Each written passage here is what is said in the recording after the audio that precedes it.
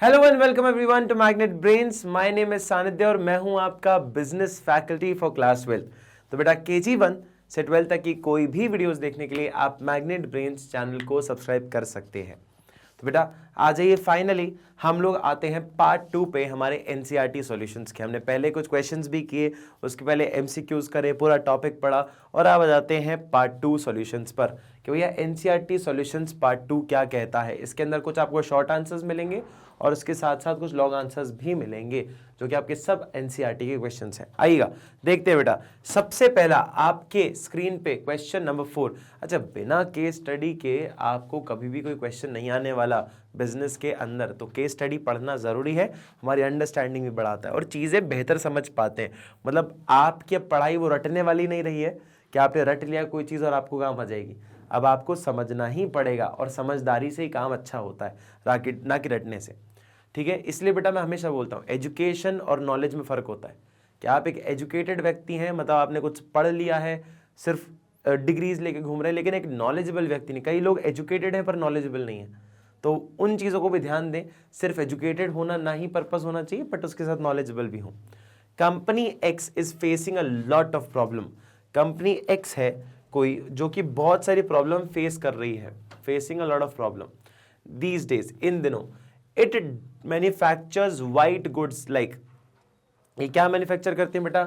White goods को manufacture करते हैं, लाइक वॉशिंग मशीन को मैन्युफैक्चर करते हैं, माइक्रोवेव्स ओवन बनाते हैं, रेफ्रिजरेटर्स बनाते हैं और एयर कंडीशनर्स वगैरह बनाते हैं। भैया AC वगैरह भी बनाते हैं, सब चीजें बनाते हैं। The companies margin are under pressure. Company का जो मार्जिन है वो अंडर प्रेशर है। And the profits in the market share are declining, कि प्रॉफिट कम होता जा रहा है, मार्केट शेयर कम होता जा रहा है। The production department blames marketing for not meeting sales. Production जो है वो किसको ब्लेम कर रहा है? प्रोडक्शन डिपार्टमेंट जो है वो किसको ब्लेम कर रहा है? बोलता है ये सब मार्केटिंग की वजह से हो रहा है, ये लोग बेच नहीं पा रहे हैं, अच्छे से मार्केटिंग नहीं कर रहे हैं। And not meeting sales target, marketing blames the production. Marketing बोलता है कि तुम ढंग की क्वालिटी के प्रोडक्ट नहीं बना रहे, कि भैया तुम जो सामान बना रहे हो वो which are not good quality meeting customers expectation, कि मैं बेचूं कैसे, तुम पहले ढंग का तो बना। वो बोलता है ये ढंग से बेच नहीं पा रहे, इनको मार्केटिंग करनी नहीं आती, इनको एडवर्टीजमेंट करना नहीं आता। और वो दूसरे बोल रहे हैं कि अरे हमको तो करना आता है, तुम अपना क्वालिटी का तो दो पहले सामान। बना तो तुम ऐसे घटिया से रहे हो और क्वालिटी का तुम्हें अंदाजा नहीं है और तुम चाह रहे हो कि मैं बेच दूं। तो मतलब क्या बेचूं मैं भैया? तुम क्वालिटी तो अच्छी दो, तब तो कस्टमर खरीदेगा। सेटिस्फाइड ही नहीं customer. The finance department blames both.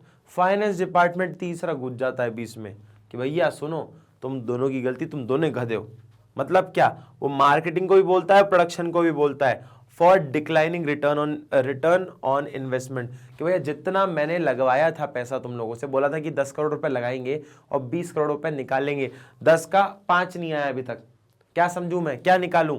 तुम दोनों बेवकूफ हो। State the quality of management do you think the company is lacking. कौन सा ऐसा मैनेजमेंट का क्वालिटी है जो कि कंपनी लैक कर रहा है? एक्सप्लेन, ब्रीफली समझाएं। What steps should the companies management take to bring the company back on track. जरा देखो बेटा क्वेश्चन एक बार, इस पर नजर डाल लो, क्या आपको समझ आ रहा है क्वेश्चन पूरा?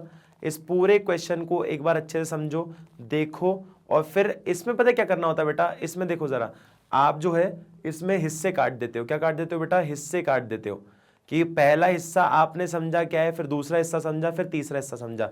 मतलब जैसे भी किसी कहानी में होता है, किसी कहानी में क्या होता है, आप हिस्से बांटते हो।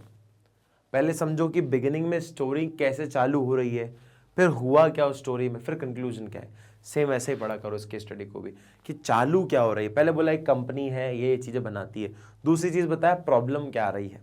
तीसरी चीज बताया कि क्या करना चाहिए। कंक्लूजन आप बताओ, that is the answer, that is the answer, है ना। चलिए देखते हैं बेटा, आइएगा। Coordination is missing. क्या मिसिंग है बेटा? कोऑर्डिनेशन। कोऑर्डिनेशन मतलब क्या? अलग अलग टाइप के लोगों से एक साथ मिलके काम करवाना। Coordination is missing in company X. All departments are not coordinating with each other. हर एक डिपार्टमेंट कोऑर्डिनेट नहीं कर रहा है किसके साथ बेटा? एक दूसरे के साथ कोऑर्डिनेट नहीं कर रहा है, which not each other. And that is why, इसीलिए क्या देखने को मिलता है बेटा?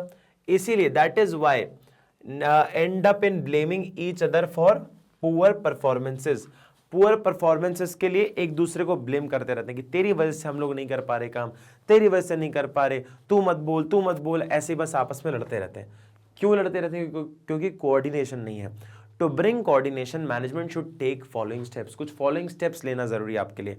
After the goals are established, goal जब एस्टैब्लिश हो जाए, they should communicate to all the departments well in advance to understand goals and importance of the specific roles, कि स्पेसिफिक रोल्स की इन लोगों को क्या करनी है बेटा, अंडरस्टैंड करना है कि डिपार्टमेंट क्या बोल रहा है, सारे डिपार्टमेंट्स की कम्युनिकेशन करवाओ और हर एक डिपार्टमेंट क्या बोलना चाहता है उनको इंपॉर्टेंस दो, हर एक उस बात को इंपॉर्टेंस दो जो कि मायने रखती हो।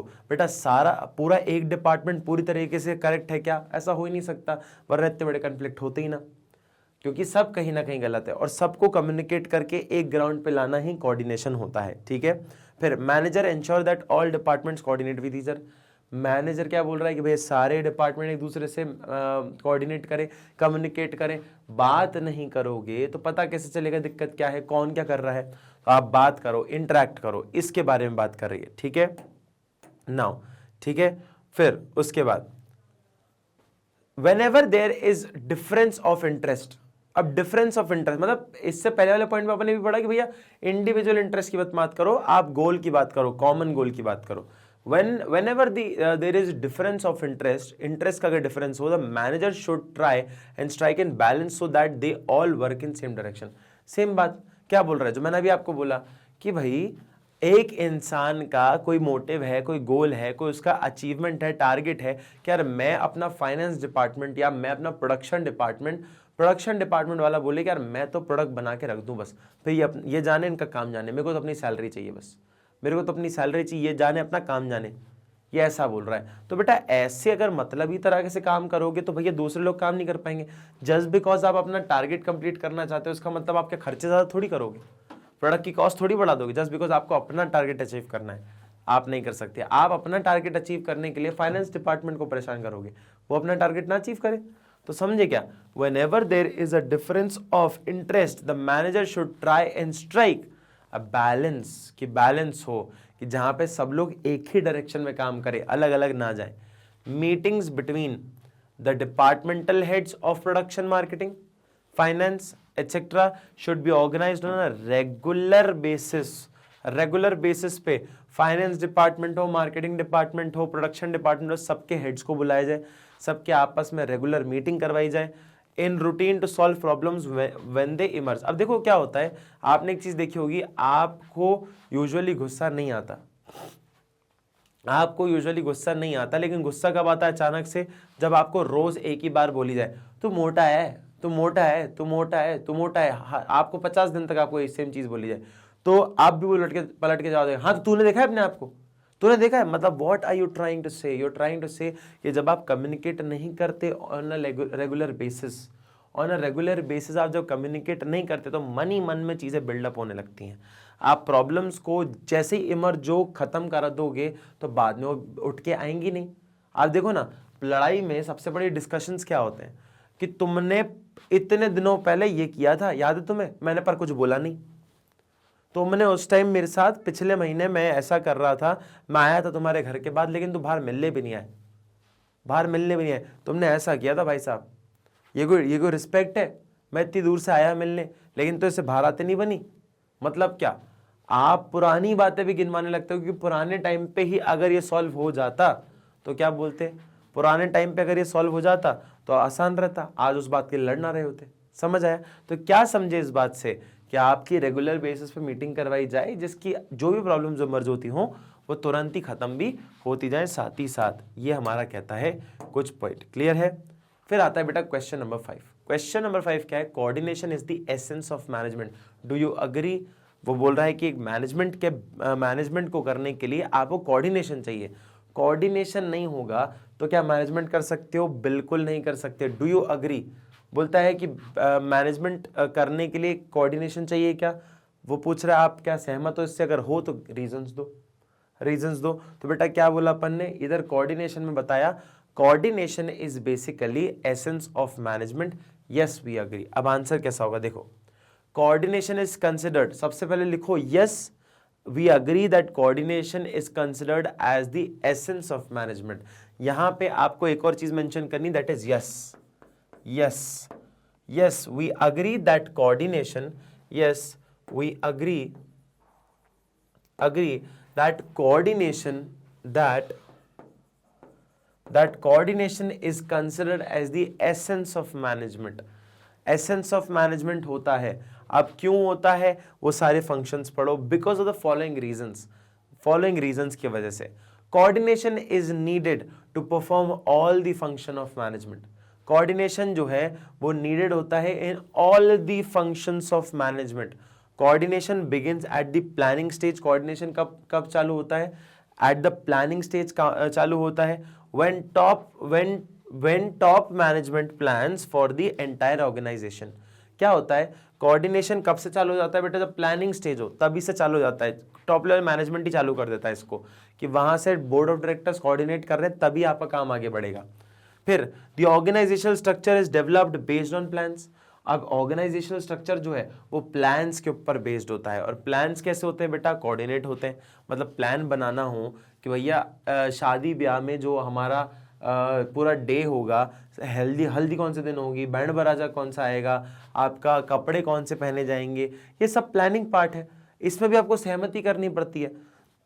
बच्चे बोल रहे हैं कि ढोल लगाने चाहिए, पापा बोल रहे हैं कि भैया नहीं हम तो पीपड़ी लेके आएंगे। फिर एक हमारे बड़े बुजुर्ग कहते हैं कि भैया महिलाएं बुला लो जो कि गाना गा लेंगी, और जो दुल्हन है बोलती नहीं मैं तो भैया उस पर नाचूंगी, वो कौन सा मेरा सैया सुपरस्टार तो बेसिकली बात क्या है, आप एक कॉमन ग्राउंड पे आते हो कि भैया एक डीजे बुला लो और एक ढोल वाला बुलवा लो, दोनों ही काम कर देंगे आपका, ठीक है। जितने भी लोगों की डिमांड है सारी पूरी हो जाएगी। क्लियर? चलिए, ये इसलिए प्लान आउट आपको कोऑर्डिनेशन स्टार्टिंग से ही लगता है, प्लानिंग से ही लगता है।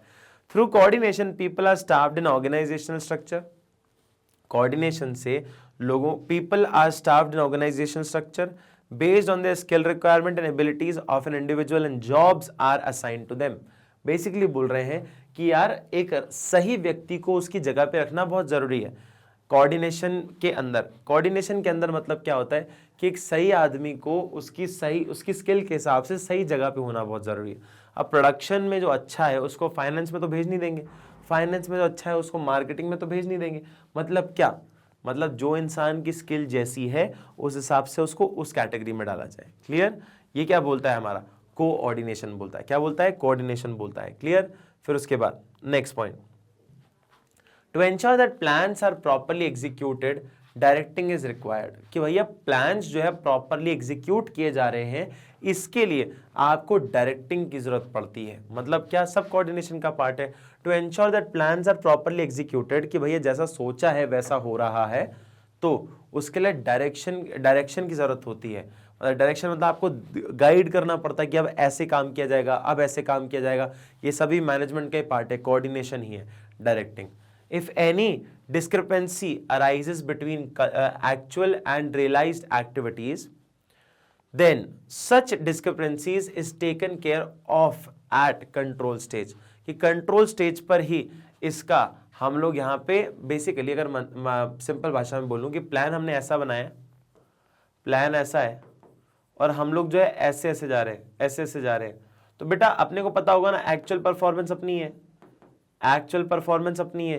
तो यार अपन देखें तो कि प्लान कैसा बनाया है और ये कैसा बनाया है, ठीक है। अपन क्या करेंगे? इसके अकॉर्डिंग काम करेंगे। देखो यहां तक सेम है तो अपन बोलेंगे भैया यहां तक हमने भी सेम कर दिया, फिर यहां तक सेम है, लो भैया हमने यहां तक सेम कर दिया, फिर यहां तक सेम है, फिर लो भैया यहां तक सेव कर दिया, फिर उसके बाद ऐसा है, लो ऐसा कर दिया। तो मतलब हम प्लान्स के अकॉर्डिंग ही काम करेंगे, जैसा प्लान बनाया है वैसे ही काम करना पड़ेगा। और अगर वैसे नहीं करना तो फिर प्लान क्यों बनाया, कि फिर समय क्यों बर्बाद किया। तो हम प्लान्स बनाते ही इस पर्सपेक्टिव से हैं कि उसकी तरह काम करने वाले हैं। समझ आया? क्लियर है? चलिए नेक्स्ट क्वेश्चन देखिएगा बेटा, नेक्स्ट पॉइंट देखिएगा। Coordination is needed at all levels of management. सारे लेवल ऑफ मैनेजमेंट पे जरूरत होती है कोऑर्डिनेशन की। Top level coordinates the activities of whole organisation. Top level क्या करता है बेटा? कोऑर्डिनेट कर रहा है सारी एक्टिविटीज को, किसके? पूरे ऑर्गेनाइजेशन की। Keeping in view the desired goals, कि जो उनका एम है उनको दिमाग में रख के ही ये बनाते हैं। क्लियर? मिडिल लेवल मैनेजमेंट क्या करता है? Coordinate the activities different department. अब अलग अलग डिपार्टमेंट्स के अलग अलग लोग, अलग अलग मैनेजर्स मिलके अपने अपने डिपार्टमेंट को मैनेज करते हैं कि भैया सब अपना अपना डिपार्टमेंट जो है ढंग से काम करे, और lower level manager coordinate the activities of the worker to ensure that work proceeds as per plan. कि ये जो लोअर लेवल पे जो लोग हैं जो कि लेबर्स के साथ, वर्कर फोर्स के साथ काम करते हैं, वो इंश्योर करते हैं कि भैया ये लोग ढंग से काम कर रहे हैं, इसलिए इन्हें लोअर लेवल कहा जाता है। कि जो इंटरप्रेट कर रहे हैं पॉलिसीज या रूल्स एंड रेगुलेशन या फ्रेमवर्क या डायरेक्शन, उनको ये इनको बताया जाता है, और ये इनके बनाए हुए प्लान्स एंड पॉलिसी को इनसे काम करवाते हैं मैनेजर। ठीक है, चलिए नेक्स्ट पॉइंट देखिएगा, कैरेक्टरिस्टिक्स फीचर ऑफ कोऑर्डिनेशन। अब बेटा फीचर क्या है, कैरेक्टरिस्टिक्स क्या है कोऑर्डिनेशन के? Coordination integrates the group effort. Group effort है, देखो ना, फाइनेंस, प्रोडक्शन, मार्केटिंग सब मिलके ही एक प्रोडक्ट बेच पाते हैं। अकेला व्यक्ति किसी काम का नहीं है, आपको सबके साथ ही काम करना पड़ेगा, ग्रुप एफर्ट है। यूनिटी ऑफ एक्शन, बेटा यूनिटी ऑफ एक्शन मतलब क्या? सब मिलके साथ काम कर रहे हैं, एक तरह से काम कर रहे हैं, मतलब एक प्रोडक्ट को बेचने के लिए या बिकवाने के लिए काम कर रहे हैं। दूसरा कंटिन्यूस प्रोसेस, बेटा कोऑर्डिनेशन जो है वो क्या है? कंटिन्यूस प्रोसेस है। आज कोऑर्डिनेट कर लिया, कल नहीं किया तो कल क्या काम हो जाएगा? नहीं होगा, कल भी आपको करना पड़ेगा। परवेसिव नेचर का है, मतलब सारे फंक्शन लेवल पे आता है, हाँ सारे फंक्शन लेवल पे होता है, सारे फंक्शंस लेवल पे होता है। फिर उसके बाद मतलब हर सारे फंक्शन लेवल और सारे के सारे पूरी दुनिया में हर जगह पे आप कोऑर्डिनेशन सेम ही होता है। Responsibility of all managers, coordination की जिम्मेदारी सारे मैनेजर्स की होती है, और डेलिबरेट फंक्शन है, लोग करते ही हैं, जानबूझ के करते हैं, क्योंकि मैनेजमेंट करोगे मतलब कोऑर्डिनेशन करोगे, और अगर मैनेजमेंट नहीं है अच्छा मतलब कोऑर्डिनेशन नहीं है, तो डेलिबरेट फंक्शन भी है। क्लियर है, समझ आया? यही हमारे कुछ कैरेक्टरिस्टिक्स भी थे। क्लियर? चलिए बेटा क्वेश्चन नंबर 6, बेटा इसकी एक रीडिंग मारो जरा बेटा। ठीक है, एक नजर मान ली आप लोगों ने। अब Akshata and Lakshita, question number 6, are employees working in dazzling enterprises dealing in cosmetic custom jewellery. Custom jewelleries बनाते हैं। The firm secured an urgent order of 1000 bracelets that were to be delivered within 4 days। अब बोला है कि 1000 bracelet बनाने 4 दिनों के अंदर, उसमें से they were assigned the responsibility of producing 500 bracelets each। कि भैया बोला जा रहा है कि 500 आप लोगों को एक एक इंडिविजुअल को बनाना है, विथ 100 रुपए पर कॉस्ट, मतलब 100 रुपए कॉस्ट होनी चाहिए। अब बोल रहे हैं कि देखो 1000 बनाने थे 4 दिन में, अक्षिता को भी दे दिया आपका 500 ब्रेसलेट्स, और लक्षिता को भी दे दिया 500 ब्रेसलेट्स। बोला 100 रुपए के पर पड़ना चाहिए, पर ब्रेसलेट 100 रुपए का पड़ना चाहिए, उसकी कॉस्ट ज्यादा नहीं होनी चाहिए, और काम हो गया तो अच्छा ही है। तो बोलते हैं Akshita was able to produce the required number within the stipulated time at the cost of 55,000। क्या बोल रहे हैं कि बेटा 55,000 की रेट पे अक्षिता जो है अपना नंबर पूरा कर दिया, मतलब उसने अपना पूरा कर दिया, मतलब उसको 55,000 रुपए में उसने अपना पूरा का पूरा वो कर दिया, काम पूरा कर दिया। Whereas Lakshita was able to produce only 450 units, ये 450 यूनिट ही बना पाई वो, लेकिन 90 रुपए की कॉस्ट पे पर यूनिट। अब वो बोल रहे हैं state whether Akshita and Lakshita are efficient and effective. Efficient का मतलब लो कॉस्ट, इफेक्टिव का मतलब है ऑन टाइम, ऑन टाइम। अब बेटा पहले निकाल लेते हैं। अब देखो ना 55,000 किसने किया? अपन ने, अक्षिता ने। अक्षिता ने 55,000 रुपए के उसने टोटल बना दिए। कितने बना दिए? 500 ब्रेसलेट्स बना दिए। कितने ब्रेसलेट्स बना दिए? 500 ब्रेसलेट्स बना दिए। अब 500 ब्रेसलेट बना दिए तो ये गणित लगा लेते हैं, लो ये लो, कितना हो गया? 110। मतलब उसने 500 ब्रेसलेट तो बनाए, लेकिन 110 रुपए की कॉस्ट पे, 110 रुपए की कॉस्ट पे उसने बनाए 500 ब्रेसलेट। दूसरा लक्षिता जो थे है, लक्षिता ने कितना किया बेटा? 450 ब्रेसलेट्स लेके आई, 450 ब्रेसलेट्स लाई, लेके बनाया, लेकिन कितने पे? 90 रुपए के कॉस्ट पे, 90 रुपए के कॉस्ट पे। बेटा 90 रुपए का कॉस्ट निकाले अपन तो ये कितना हो गया? 0, ठीक है। और फिर कितना हो गया अपना? 450 माइनस 45 कितना हो गया? 405, है ना। 450 माइनस 45 405, है ना। तो इतना किया इसने, इतना किया, हाँ या ना? इतना किया, हाँ या ना? If I am not wrong यही होना चाहिए, यस और नो? यस और नो, ठीक है, हाँ ये सेम है। चलो तो बेटा क्या देखा अपन ने, इसने सस्ता तो बनाया लेकिन कम बनाया, इसने बना तो दिया लेकिन महंगा बनाया। अब वो क्या बोल रहे हैं कि यार ये एफिशिएंट और इफेक्टिव है क्या, जस्टिफाई और आंसर। अब देखो पिक्चर समझ आ गई, देख लो जरा, पिक्चर समझ आ गई, देख लो जरा, क्लियर है। अब जरा देखो क्या बोल रहे हैं, नेक्स्ट क्वेश्चन क्या बोलता है, नेक्स्ट क्वेश्चन क्या बोलता है। अब ये बोल रहा है कि भैया effectiveness is concerned with completing activities and achieving goals within prescribed time limit। मैंने वही बोला, effective मतलब टाइम लिमिट, ठीक है, टाइम लिमिट के अंदर होना चाहिए। फिर उसके बाद नेक्स्ट बोल रहा है while efficiency is concerned with doing the task correctly and achieving the goal with minimum cost, effective efficiently क्या बोल रहा है, efficiency बोल रहा है कि भैया कम से कम पैसों में करके दो।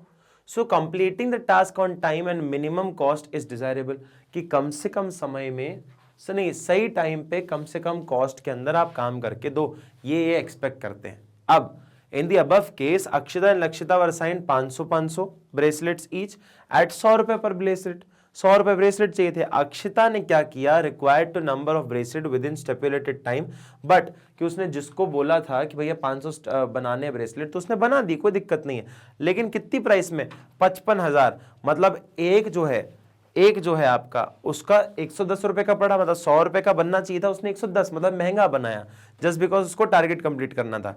वेयर एज लक्षिता मतलब ये इफेक्टिव तो है, अक्षिता इज इफेक्टिव, क्यों, therefore Akshita is effective but not efficient as the cost have increased, कि समय पे काम किया इसलिए इफेक्टिव है लेकिन एफिशिएंट नहीं है, क्यों, क्योंकि पैसा बढ़ गया, लो कॉस्ट में नहीं किया, हाई कॉस्ट में किया है। Whereas Lakshita is effective, Lakshita effective है, कम से कम पैसे में बना रही है लेकिन इफेक्टिव नहीं है, एफिशिएंट है लेकिन इफेक्टिव नहीं है। एफिशिएंट मतलब कम से कम पैसे में बना रही है, और आपके इफेक्टिव मतलब क्या बेटा, समय पे काम भी पूरा नहीं किया उसने, मतलब क्या है आपका, ये एफिशिएंट है लेकिन इफेक्टिव नहीं है। Is able to produce bracelet at lower lesser cost but not effective because she is not able to achieve the target of producing 500 bracelets, 500 bracelet वो नहीं बना पाई। क्लियर, यही हमारा आंसर है, यही हमारा आंसर है। क्लियर, बेहतरीन, सिंपल, शार्ट, बस डिस्क्रिप्शन कर दो क्या था, आंसर आ जाएगा। Question number 1, management is considered to be both an art and science. क्या आर्ट भी है साइंस भी, एक्सप्लेन करो जरा, जरा देखो बेटा। आर्ट इज अ स्किलफुल या personal application of existing knowledge, की एग्जिस्टिंग नॉलेज है और उसको कैसे आप अपना रहे हो और कैसे प्रेजेंट कर रहे हो वो आपकी कला है। एक्टिंग कोई सिखाता है लेकिन हर इंसान अपनी अलग तरीके से एक्टिंग करता है। To achieve desired goal, desired goal को अचीव करने के लिए management is said to be an art science art since it satisfies the following features of an art, कि आर्ट ये तब से माना जाता है जब तक ये फॉलोइंग फीचर्स को सेटिस्फाई करता है। Manager practice the art of management in day to day activities या jobs of managing an enterprise on the basis of study, observation, experience, कि भैया नॉलेज जो है, एग्जिस्टिंग नॉलेज जो है उसके बेसिस पे अपन मैनेजमेंट कर रहे हैं रोज। मैनेजमेंट इज एन आर्ट, कि हमें जो मैनेजमेंट कला सिखाई जा रही है मैनेजमेंट करने की, वो कैसे सिखाई जा रही है बेटा, जो डे टू डे ऑपरेशंस हैं, जो लिखी गई हैं बातें, जो पढ़ाई गई हैं, जो समझाई गई हैं, उन बातों के बेसिस पे हम लोग ये कर पा रहे हैं। Because of the availability of theoretical knowledge management manager is able to applicable its personal manner, मतलब वो क्या बोल रहा है कि यार एग्जिस्टिंग नॉलेज तो है लेकिन अपने तरीके से भी प्रेजेंट करता है कई बार इंसान। जैसे कि आपने देखा होगा कि आपको बताया गया है कि एक्टिंग में बोला गया कि नहीं मैं ये काम नहीं करूंगा, तो आप कैसे बोलते हैं, एक्टर्स कैसे बोलता है, नहीं करूंगा मैं काम, और वहीं पे पंकज त्रिपाठी क्या करते हैं, मतलब फेशियल एक्सप्रेशन से मना कर दिया, या फिर किसी बात से अग्री करना हो, ठीक है अब तुम्हारी इच्छा है तो कर लो, और पंकज त्रिपाठी क्या करते हैं, मतलब फेशियल एक्सप्रेशन से, उनका अपना तरीका है, फेशियल एक्सप्रेशन है, मतलब पर्सनल एप्लीकेशन है, अपनी तरह से आर्ट को प्रेजेंट कर रहे हैं। ठीक है, now next point, art requires creativity, similarly manager also requires creativity to apply the acquired knowledge in a personalised and skilful manner in real situation. कि आर्ट जो है बेटा एक कला होती है, उसकी खुद की क्रिएटिविटी होती है और मैनेजमेंट करने की भी अपनी क्रिएटिविटी होती है। शादी ब्याह में हर इंसान अपनी तरह से मैनेजमेंट करता है और सबका अपना अपना स्किल है, सबकी अपनी अपनी क्रिएटिविटी कि किससे कौन कितना बेहतर मैनेज कर सके, है ना। इसलिए मैनेजर्स जो है ना वो भी क्रिएटिविटी लेके आते हैं मैनेजमेंट के अंदर। Management as a science, science is the systemized body of knowledge which establish the relationship between cause and effect relation। मतलब क्या हुआ और इसका इफेक्ट क्या था, इन सब चीजों के ऊपर ये डिस्कशन करते हैं। और सिस्टमैटिक बॉडी ऑफ नॉलेज होता है कि मतलब लॉ ऑफ ग्रेविटी है, मतलब है खत्म बात, क्योंकि उन्होंने कितना एक्सपीरियंस किया उस चीज को, है ना, एक्सपेरिमेंट किया है। अब देखो जरा, management is required as regarded as a science because of the following features की वजह से। Existing systematic body of knowledge like science, management has its own theory, management की खुद की ओन थ्योरी है, खुद के ओन प्रिंसिपल है, that have developed over a period of time. Period of time develop किया गया है, मतलब समय के अनुसार एक्सपीरियंसेस हुए, एक्सपेरिमेंट्स हुए और उसके हिसाब से इन्होंने थ्योरी लिखी या प्रिंसिपल्स लिखे। Thus we can say management has a systemized body of knowledge। Systemized body of knowledge है scientific method of an observation। Certain management principles are evolved from scientific methods of observation। कि भैया काफी सारी observation निकाली जाती है scientific method को बनाने के लिए, और वही सारे मेथड्स के लिए भी, मैनेजमेंट के लिए भी आपकी एक सिस्टमैटिक मेथड है जिससे ऑब्जर्वेशन करी गई और फिर आपने निकाला कि इसका पर्पस क्या था, कैसे किया गया। The cause and effect relationship is the art of science but it is applicable in management also। कि अगर ऐसा हुआ तो क्या करोगे मैनेजमेंट में, मान लो ना अगर लड़की भाग गई तो क्या करोगे, लड़का भाग गया तो क्या करोगे, है ना। कि भैया कोई इंसान जो है वो लेट हो गया या दुल्हन लेट हो गई तो क्या करोगे, तो अपन बेटा कॉज एंड इफेक्ट रिलेशनशिप, क्या कॉज हुआ है और उसका इफेक्ट कैसा होगा, उसके हिसाब से यहाँ पे अपन सारा प्लान आउट करते हैं। Clear now, Therefore management principles are accurate and reliable। इसलिए accurate भी होते हैं और reliable भी होते हैं। उसके साथ साथ देखो universally accepted principle है बेटा, दुनिया में हर जगह accept होते हैं principles। Certain management principles are universally valid। कुछ ऐसे principles हैं जो कि दुनिया में हर जगह valid हैं। The established principle of modern management have universal applicability। कि पूरी दुनिया में हर जगह ही वो यूज किए जा रहे हैं, ऐसा नहीं कि इंडिया में अलग, जापान में अलग, सब जगह पे सेम हो रहे हैं। Principle of division of labor and specialization, unity of command etc are accepted everywhere। वो बोल रहे हैं कि जो एक्सपर्ट्स हैं, जो स्पेशलिस्ट है, उनका एक अलग डिपार्टमेंट होना चाहिए। डिवीजन ऑफ लेबर, लेबर का एक अपना डिपार्टमेंट होना चाहिए। यूनिटी ऑफ कमांड, मतलब कमांड करने वाला एक ही व्यक्ति होना चाहिए। ज्यादा लोग होंगे तो केओस होगा, डिस्कशंस बढ़ेंगे, आर्ग्यूमेंट्स होंगे, वो नहीं चाहिए हमें। आर्मी की तरह एक व्यक्ति जो है ऑर्डर देगा, बाकी सब सुनेंगे, वैसा ही होना चाहिए। और वो भी क्या है, हर जगह एक्सेप्ट किया जाता है, तभी मैनेजर्स होते हैं, बॉसेस होते हैं। Therefore management is an art and science both. तभी मैनेजमेंट क्या है बेटा, आर्ट भी है और साइंस भी है। क्लियर है। क्वेश्चन नंबर आपका 1 लॉन्ग आंसर भी कंप्लीट हुआ। ऐसे प्रेजेंट करना है आपको क्वेश्चन आंसर। फिर आता है, do you think management has the characteristics of a full fledge profession. क्या आप मैनेजमेंट के अंदर फुल फ्लेज प्रोफेशन के कैरेक्टरिस्टिक है, आइए जरा देखते हैं। Like profession, management also has well defined body of knowledge। it has its own principle based on experiments and variety of business situations। कि भैया प्रोफेशन की ही तरह मैनेजमेंट के भी अपने प्रिंसिपल हैं, सिस्टमैटिक बॉडी ऑफ नॉलेज है और इसके साथ साथ खुद के प्रिंसिपल्स हैं, इनके खुद के एक्सपेरिमेंट भी हैं। तो हर तरीके से बिजनेस सिचुएशन के लिए इनके पास एक्सपेरिमेंट, सिचुएशंस के लिए उनके एक्सपेरिमेंट्स और उनके प्रिंसिपल्स हैं। तो आप चाहो तो मैनेजमेंट कर सकते हो अलग अलग सिचुएशंस के हिसाब से। अब क्या बोल रहा है, कुछ पॉइंट्स। रिस्ट्रिक्टेड एंट्री, हर कोई कर नहीं सकता। Entry into a profession is restricted through an examination और acquiring an educational degree.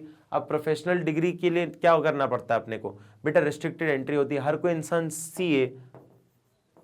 CA, doctor, lawyer नहीं बन सकता ना। आपको लॉयर के लिए एलएलबी करना पड़ेगा, डॉक्टर के लिए एमबीबीएस करना पड़ेगा और सीए के लिए आपको पूरा सीए का कोर्स निपटाना पड़ेगा, जो कि सीए फाउंडेशन, इंटर, 2 साल की आर्टिकलशिप या सीए फाइनल हो। ठीक है, वो लेना भी जरूरी है। या तो कोई डिग्री ले लो कॉलेज की या फिर कोई एग्जामिनेशन क्लियर करो। In management no such restriction is there to appoint a manager. कि कोई भी मैनेजर को अपॉइंट करने के लिए कोई ऐसा रिस्ट्रिक्शंस नहीं होते। मैनेजर कोई भी हो सकता है। इवन जो लोअर लेवल पे काम कर रहा है एम्प्लॉय है, वो भी धीरे धीरे बन के फ्यूचर मैनेजर बन सकता है। Anyone can become a manager irrespective the educational qualification. Qualification कुछ भी हो, मैनेजर आप बन सकते हो। अगर आप उस कंपनी में बहुत सालों से काम कर रहे हो, आपको पता होगा कैसे कंपनी में काम होता है, तो आपको ही मैनेजर बना देंगे वो। Clear? Question point number 2, all professions are bounded to be a part of a professional association. बेटा जैसे ICAI, ICSI, बार काउंसिल, बेटा ये सब क्या है? ये सब प्रोफेशनल एसोसिएशन है जिनके अंदर ही सारे लोग काम करते हैं। CA, CS, लॉयर, ये सब क्या है? इन्हीं के अंदर काम करते हैं। ठीक है, फिर नेक्स्ट क्या बोल रहे हैं? इनकी जो एसोसिएशन है वो क्या करती है बेटा? इनके लिए कोड ऑफ कंडक्ट बनाती है, इनके लिए रूल्स एंड रेगुलेशन बनाती है, इनके लिए भैया आपके देखो ना ग्रांट्स, सर्टिफिकेशन ऑफ प्रैक्टिस देते हैं कि आप as a certified chartered accountant है भैया, प्रैक्टिस कर सकते हो, सील साइन की वैल्यू है आपकी, वो अलाउ कौन करता है? ऐसी प्रोफेशनल बॉडी करती है। This feature is also not applicable, ये भी क्या है? एप्लीकेबल नहीं है आपके उसके अंदर, मैनेजमेंट के अंदर, क्योंकि वहां पे ऐसा कुछ प्रोफेशनल बॉडी है नहीं। All profession are subjected to a ethical code of conduct. सारे प्रोफेशन के अंदर एक कोड ऑफ कंडक्ट होता है which guides the behaviour of its member, कि मेंबर का बिहेवियर गाइड करता है ये, कि भैया क्या बोल रहा है? एथिकल कोड ऑफ कंडक्ट मतलब आप काम कैसे करने वाले हैं उसका तरीका मैं बताऊंगा, आप उसी दायरे में काम करोगे, that is code of conduct.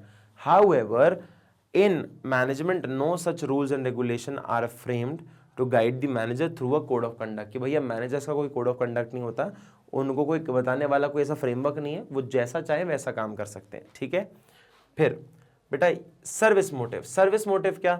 Service motive मतलब नॉलेज है, एक्सपर्ट है, एक्सपर्ट है तो एक्सपर्ट की नॉलेज को रेंडर करना है, और इसी बात की तो फीस खाते हैं हम लोग। The basic motive of each profession is to render dedicated and committed services, कि dedicated और committed services दो to its client groups को। Clear?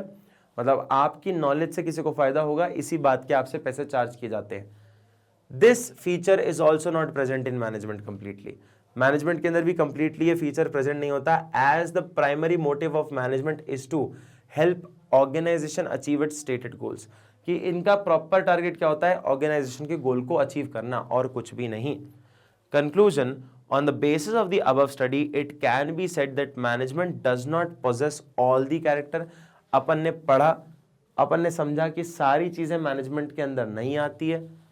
Thus, it should be considered that it is not fully fledged profession, पूरा नहीं है, fully profession नहीं है एक management, but it is moving at a pace, वो एक उस पेस पे जा रहा है जहां पे in the direction of becoming a profession, इस डायरेक्शन में जा रहा है जहां पे ये प्रोफेशन बन सकता है, क्योंकि हमारा जो बिजनेस का कल्चर बढ़ता जा रहा है, हमारे बिजनेस का जैसा नेचर बढ़ता जा रहा है, वो धीरे धीरे किसकी टुवर्ड्स जा रहा है? एज अ प्रोफेशन की तरफ जा रहा है। बेटा यही अपना एक्सप्लेनेशन है क्वेश्चन नंबर 2 का भी। और भी ऐसी अमेजिंग वीडियोस देखने के लिए आप मैग्नेट ब्रेन्स चैनल को सब्सक्राइब कर सकते हो, जहां पे KG से लेकर 12 तक की सारी वीडियोस आपको फ्री मिल जाएंगी। CBSE English medium, spoken English, CUET, NTSC, olympiad, CBSE Hindi medium के लिए अपना अलग चैनल भी है, यूपी, बिहार, MP बोर्ड, सारे के सारे बोर्ड्स आपको यहाँ मिल जाएंगे, वीडियो मिल जाएंगी फॉर ऑल फॉर फ्री। किसी भी तरह के टैबलेट, फोन, लैपटॉप पे आप वीडियोस देख सकते हो, और आपको डिस्क्रिप्शन में एक लिंक है, जिस लिंक पे आपको सारे ई नोट्स और ई बुक्स अवेलेबल हो जाएंगे, जो कि हमारे डायरेक्शन में, हमारे एक्सपीरियंस में बनती है, जो कि आपको हेल्प कर सकती है अच्छे मार्क्स स्कोर करने के लिए। Also if you want you can also follow us on these social media platforms, those our YouTube, Facebook, Instagram, Twitter और टेलीग्राम पर भी। Thank you so much.